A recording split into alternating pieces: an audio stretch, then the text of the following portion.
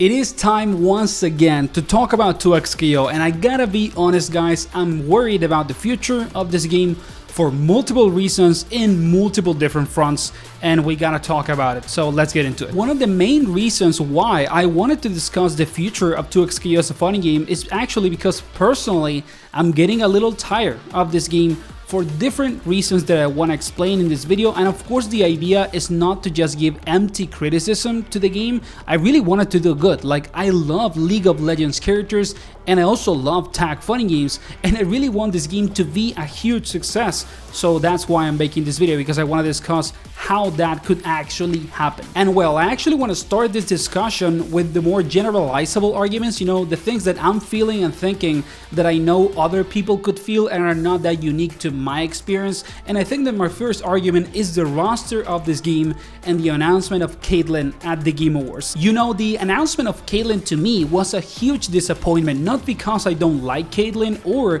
because I think that she doesn't deserve a spot in the game. Like, she actually needs to be in the game. She's one of the most popular League of Legends and Arcane characters, and of course there's, you know, trend joke that this game is actually an Arcane fighting game, so yeah, she has to make it.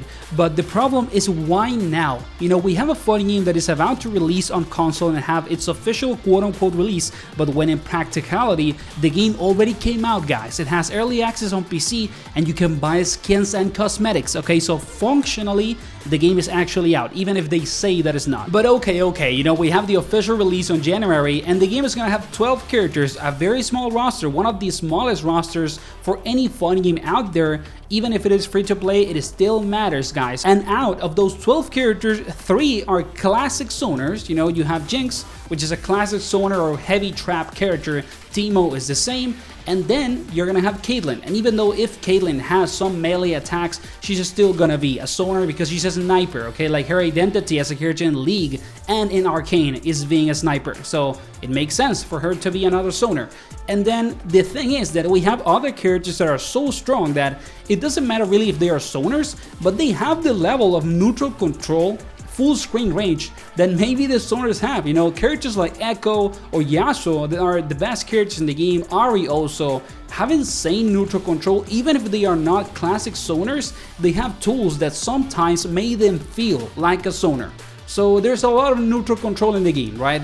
And I think that there is so many archetypes, you know, and different types of characters in not only the League roster, but also that you need in a fighting game that 2XKO doesn't have. So the problem to me with Caitlyn is not the character, it's the timing. Like, why are we putting Caitlyn at this specific moment in the game when the gameplay of the game doesn't need her, you know? And how many people really are playing this game only because they are Arcane fans and they want to see Caitlyn on it?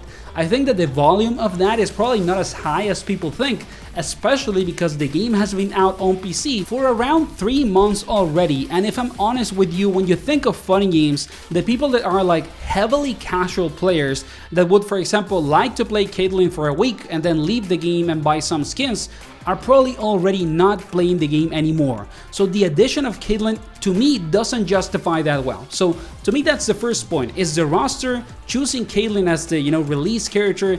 To me, it is actually a huge disappointment, and I know that, you know, there is some generalizable aspect to that experience, so that's why I said it first. Then I have my second argument around this, and it is also for the roster, but it's more connected to what I would like to call the schedule of release for newer characters. When you think of fighting games, a lot of people, you know, basically engage with them because of a favorite character that they have in a franchise or a fighting game that they want to play. You know, like, characters attract people into fighting games. It is one of the biggest truths of the genre. And 2XKO, I think, has a lot of players that are currently kind of waiting for their character. You know, there's a lot of people that are playing the game and are like, well, I like this couple of characters, so I'm gonna play them as my team, but they are not necessarily my favorites, and I'm really waiting for, you know, X and Y characters to actually engage with this game much more. And the problem is that I know that Caitlyn is not going to fix that for many people, and the next character is going to be on April. And that is a long time since the release of the game on PC, and also a significant time since the release of the game on console.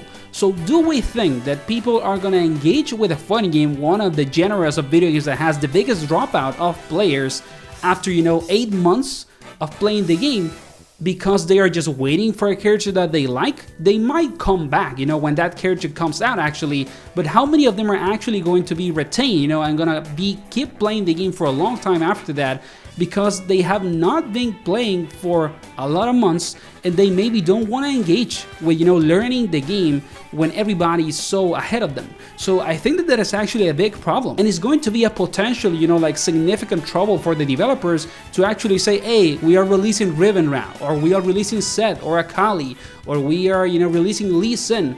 Do you guys want to play the game now? And it's like, yeah, but Invincible Versus came out, Marvel Talk-On is about to come out, and I have not learned the game, so I'm kind of lazy. I don't want to learn it now because everyone is so good at it already. This is a problem. I think that is actually a significant issue for the players and the devs overall. And then I have my third reason why I'm worried about the game also. And as I said, I want the game to do good. I really want to, but I'm worried about it. And the third one is, who is this game for? Because to be honest, I still don't understand what is the target audience of this game, because you see, you know, the game on a landscape, you know, initially, and it's like, okay, this game is very beginner friendly. Like, there is a lot of things about this game that are literally thought out for people that have never played a fighting game before. There's no motion inputs in the game, right?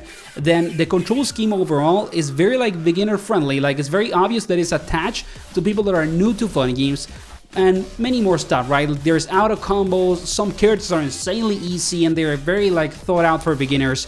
But then when you move out, you know, more and more to advanced gameplay on this game, it is one of the less beginner friendly fighting games out there. Like, the amount of craziness and, you know, stuff that is absolutely nuts that you have to deal with in this game when people get better at it is pretty insane, and that is not necessarily a beginner friendly game, right? So I see big contradictions between like what this game is supposed to be and what is the audience that is trying to attract. Like, are we trying to attract casual players with the skins, you know, and the easy control scheme and the logic of these very basic characters, but then are we actually appealing at the same time to insanely high level players with this, you know, big amount of mechanics, some characters that are very, very like mechanically, you know, skilled in terms of expression, that can be very creative, and then also these high level interactions that are absolutely nuts, in which you have to block a literal like left, right, overhead, low mix up every 5 seconds, you know, in every string if you're playing against a good player. And I think that this is also a problem actually, and that in the long term it could hurt the game. Like, which section of the player base are we actually trying to retain, and do we want playing the game? I don't see it as clear maybe as other people, and of course this is maybe less generalizable. That's why I said it as my third argument. I think that it might be something more personal, but I do believe that some people could agree with this point in particular. And now we get into the last point, point number 4, and this is kind of like a closing thought because I think that it is more personal. That's why I left it, you know, for the end. And that is that I'm actually getting a little tired of the gameplay loop of this game, at least at higher levels of play. Because even though the game, you know, has an 11 character roster, if you start playing against really good people, most of the time you're gonna see at least the same 4 characters in every single team at least once. You know, you're gonna see a Yasuo, an Echo, an Ahri, or a Teemo like 80% of the time, and then the other, you know, character is either gonna be another of those, you know, of the same loop of characters, or it's gonna be a Darius or an Illaoi or a Bai or a Blitzcrank, you know, something different. But that is not as frequent as I would like, and it's not only getting tiresome for me because of, you know, how repetitive the roster of characters is getting to be, at least when it comes to the usage that people have, you know, outside of the available full roster, but also because the loop of gameplay that these characters have is insanely strong. Like, the power levels of these characters are nuts. They are arguably like some of the strongest fighting characters out there of any game. And it is kind of like infuriating sometimes to fight them. It feels like they don't have any weakness at all. It feels like they can do anything that they want and get away with whatever that they want. And they have so many situations that feel like almost with no counterplay. And I'm personally getting tired of that, even though I know that that is something more like individually related to me as a player, maybe as what, you know, fighting games I like to play, or what gameplay loop I like to engage with on longer, you know, periods of time, because I still like the game. But, you know, I just feel like the idea of playing this game at higher levels is not as, you know, good or like attractive to me as a player than maybe for other people, and that's fine. You know, this is the more, you know, personal take, like I said, because it's not really a criticism. It's something more related to me as a player. player maybe, and I'm gonna still, you know, cover the game. I still enjoy it from time to time, and I play so many different fighting games that sometimes I'm actually probably gonna feel like I wanna play a game like this. But yeah, I just wanted to, you know, discuss all of these points and kind of like expose why I'm really worried about the future of this game, because I want it to do good. Like I said, I want to see more League of Legends characters come to life in a fighting game, and I want to see this game grow, like what can end up being as a tag fighter.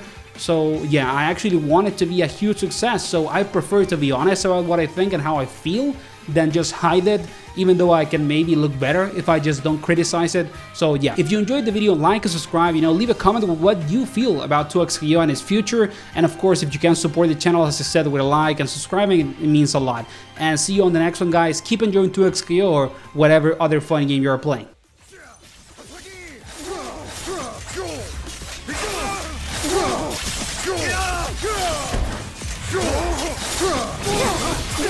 Get down!